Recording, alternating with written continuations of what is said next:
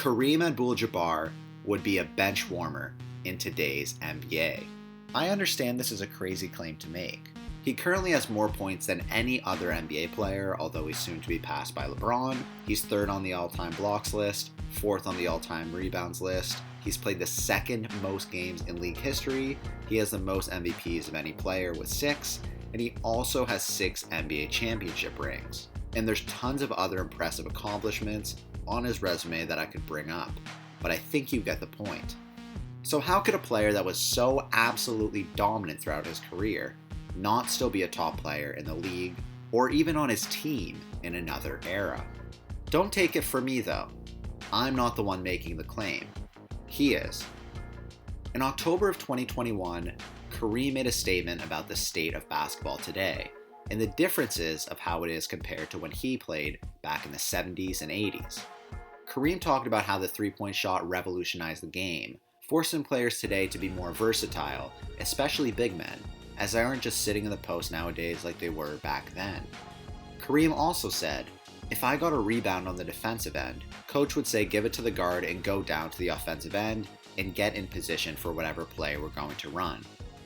Now people learn how to play the game differently. The young man from Milwaukee, Antetokounmpo, oh my goodness.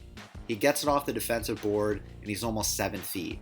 He turns into a guard and attacks the offensive end of the court. If I tried to do that, I would have been sitting on the bench. There's a couple points to take away from this statement, as I think Kareem is bringing up some good points, but I also think he's wrong in his conclusion. The game is of course much different now than it was back then. Kareem had played 10 seasons in the NBA before the three-point line ever existed, and by the time he retired at the end of the 1988-1989 NBA season, teams were shooting on average less than 7 three-pointers a game, which is about a fifth of the amount that they are taking in today's NBA. The game is obviously more centered around three-point shooting today than it was back then, and in order to take those three-point shots, it has changed every player's position as well. It's not only guards having to shoot more threes, it's also forwards and some big men as well. The game has also shifted to big men running down the court and handling the ball, something that wasn't done in the past. So Kareem is right. The game has changed, but he's not right about everything. Honestly, I think he's being humble and trying to make a point by saying that he'd get benched in today's NBA. I think he's making a point to all those people who played in his era and say that they would be better than players in today's NBA because they're soft. Kareem would be dominant in any era.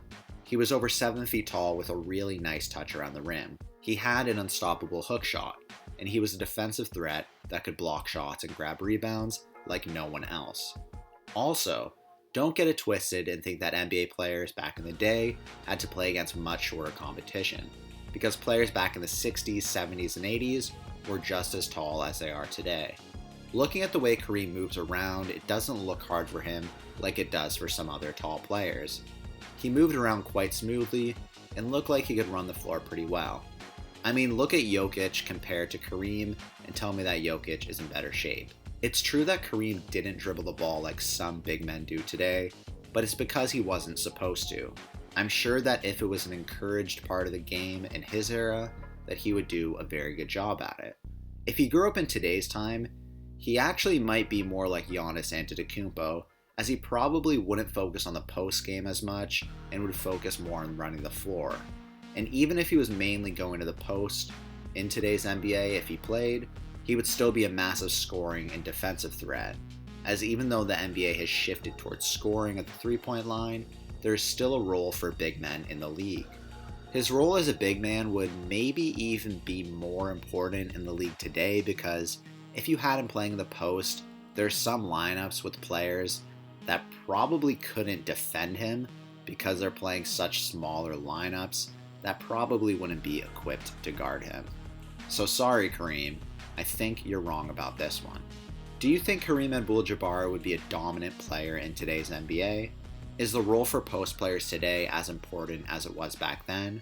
Let me know what you think in the comments section, and remember to like this video and subscribe to the channel to show your support. Thanks for watching.